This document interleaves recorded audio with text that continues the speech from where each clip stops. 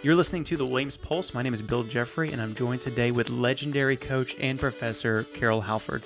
Hello. How are you? I'm doing great. Hey, we have so much I want to talk to you about, we have homecoming next weekend. Your family has deep roots around here, and you've had a successful career as a Lady Eagles basketball coach, and you retired in 2017 from That's correct. Coaching, but you're still teaching here. Yes, I am. Your students love you, and I'm sure you're going to give them bonus points for listening to this episode. I'll think about it. So let's start with the most obvious question. Who are you voting for in the presidential election and why? Can I plead the fifth? You can. I'm assuming that if we were to poll everyone on campus, like who they're voting for and which issues they care about, it would be like a wide spectrum, right? I think we all do agree. I think we all do agree that everyone feels a lot of anxiety and stress over like what's coming, what's next, and just fear of the future.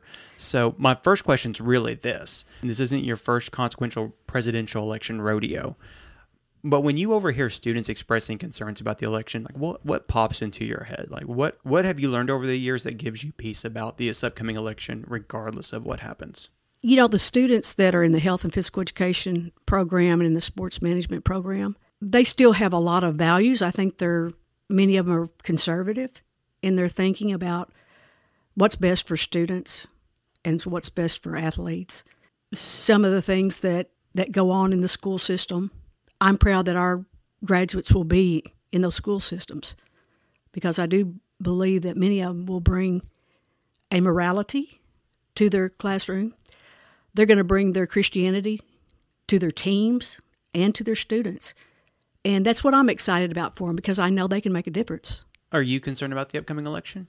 I am. You know, I keep up with politics quite a bit. I try not to talk a lot of politics, but I'm aware of what's going on, and I watch a lot of news, Bill. I watch a lot of news. And I'm keeping my fingers crossed that the right thing will happen. I know God's hand is on it, and that provides me some peace. Mm-hmm.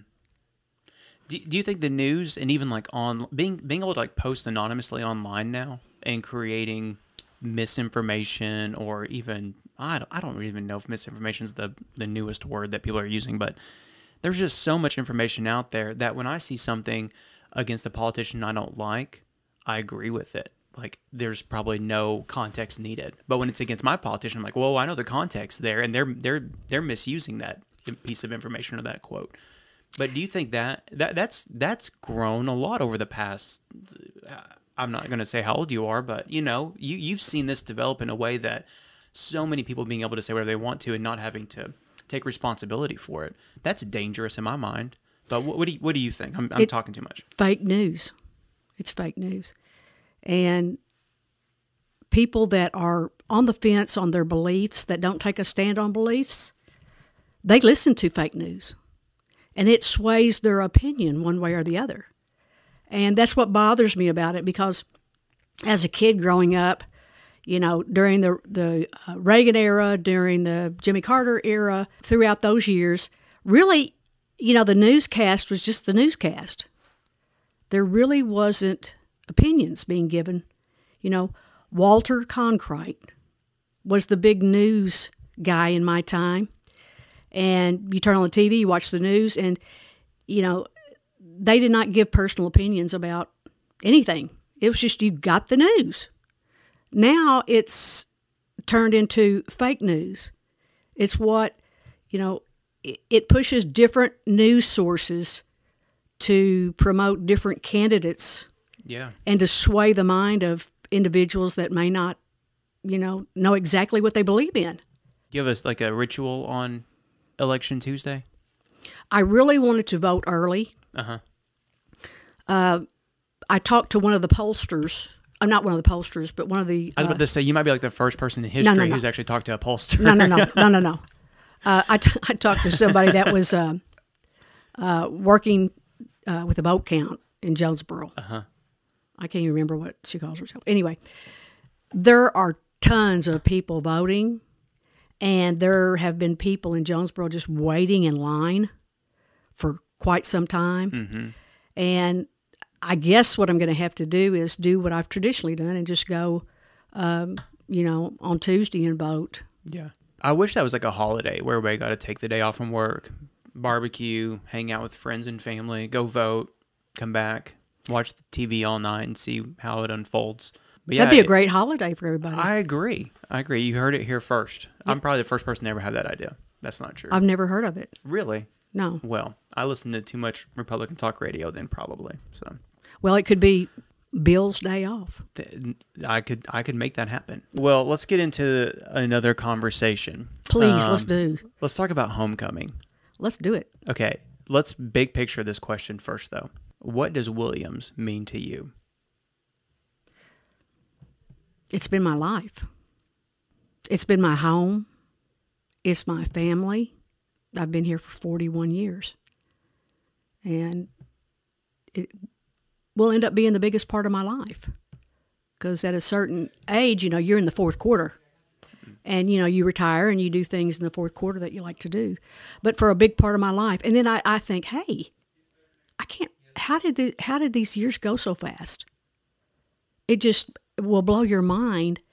There were 10, 15 years that just went, in a heartbeat, in the snap of your fingers.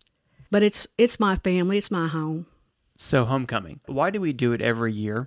And what is special about it to you? Okay, I'll tell you why we do it. Just a little bit of background on homecoming. The concept of homecoming around the 1900s, in the early 1900s. As a matter of fact, the University of Missouri had the first homecoming from what I understand. So in 1910, they had this idea to have alumni back on campus and have some festivities. So there goes your first homecoming. The idea spread across the country. Then when we get to the 1920s, we see that concept is leaking over into high schools. So high schools are doing this associated with different events. It may not be a sport event until ultimately, you had football homecoming, and maybe you had basketball homecoming. But it's a concept that's been around, and it's something historically that is a part of sport in general, our history. So we've got it coming up soon. Looking forward to it. This year, there's a reunion for the women's basketball team. Yes, it goes. It's from 1984 to 2017. Okay, so it's your era then. It's my era. Yeah. I don't mind for anybody else to come and have lunch with us. That's fine. That's good. But I mean, this is particularly for my era and those kids that I coached. Who all's coming? Oh my gosh! Well, we have about 60 of my former players. That is incredible. Signed up right now. This is the last question, and this is a coaching question. So many of the people that are coming to this and that people you've coached over the years, they can all probably say on one hand, nobody has ever treated me as harshly and as critically as Coach Halford has. But then on the other hand, they say, I respect Coach Halford and I've made lifelong meaningful memories because of her. Who said that? All of them say that. Angela told me that this morning. So no, I'm kidding. No, she did not say that. But on paper, it makes no sense to love and appreciate those who yell at us and hurt our feelings. But it is the human anatomy that we know we're going to benefit from it, and then we can put our feelings behind us. So is this something that you teach your students, or is this you've got to learn this on your own? I tell students in classes that will potentially teach and coach that, you have to choose what's best for you with your personality. And with that, think about being eclectic, so to speak. Mm-hmm. Take from this coach what you like. Take from that. You read an article, take from that, and develop along with your belief system. That's the best way to do it. I mean, of course, I think I'm more of an idealist than anything, but I do feel sorry for all those ladies. I really hurt some feelings through the years, but they got over it. Exactly. They got over it, and but now, I mean, we hug, we love each other, we tell each other, "I love you." Every time I leave a player, or they're like, I say, "I love you," and they'll say, "I love you too." Whether they mean it or not, I'm not sure sometimes, but we have a different relationship, and they know that. And I do. In my early years, I was pretty tough on people.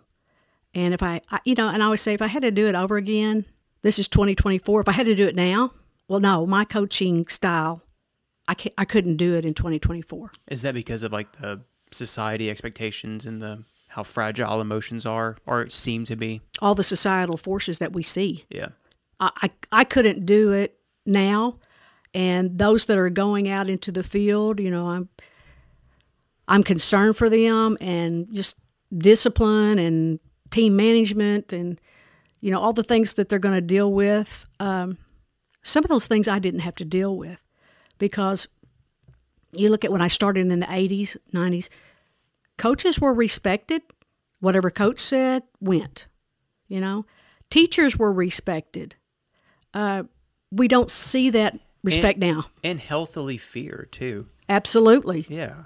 We're living in a different era, and I realize the change is the only thing you can count on, because there will always be change. But I couldn't do it with my thinking, my philosophy, my background. I couldn't do it now. I did it, that was my era, and I was great, while that lasted. But, in the last 10, 15 years, it's changed tremendously. Expectations have to change too. Mm-hmm. But you think about, you want honesty, loyalty, you want tenacity, you want the things that, we call the Williams way. That never changes. But the ways that these coaches have to get that out of someone is changing. Mm-hmm. Coach Halford, thank you so much for being on the podcast today. I hope homecoming goes great for you, and that you make a lot of new memories. Oh, yeah. We're going to have a great time, and I appreciate you asking me to be on today. Let's get into the admissions news and weekly events. Starting off for the admissions news, we have a Performing Arts Preview Day on November 14th. And starting off with weekly news, Monday the 4th, we are having the Fall Festival at 5 to 7 p.m. And on Tuesday, we're going to have a Lunch and Learn session from 12 to 1 in the Moody Room. And on Wednesday, we are having a full day of events. At 11 a.m., we're having chapel as normal, and we're going to be announcing Homecoming King and Queen. From 12 to 2 p.m., poster making is going to be happening in the grill. At 3 p.m., Students versus Fast, which is the faculty and staff team, are going to be competing in a wiffle ball game at Midkiff Meadow. And on Thursday at 6 p.m., we've got volleyball versus Cotty. And at 7 p.m., we have Murder Mystery in the Maddox. On Friday the 8th at 6 p.m., the volleyball team is going to be facing off versus William Woods. And at 8 p.m., Homecoming Bonfire is going to be happening at the Pavilion. And wrapping up the week on Saturday, quite a few events. 10 a.m., we're going to have the Startup Chapel dedication. And at 11 a.m., we're going to have a musical showcase. And at 1 p.m., we're going to have women's basketball versus Hendrix College. At halftime, we're going to have a 40-year reunion of the women's basketball team. And then in between games, we're going to recognize the women's NAIA basketball team. And then at 3 p.m., we're going to have men's basketball game going up against Ecclesia College. At halftime, we're going to have recognition of Homecoming Court. And then at 7 p.m., we're going to have the Barn Bash on the Midkiff Meadow. Well, thank you so much for listening to The Pulse, but the conversation does not end here. Tune in next time for another great time with us, Truett, Archer, and Kinsman, and Bill. Goodbye. Goodbye, everybody.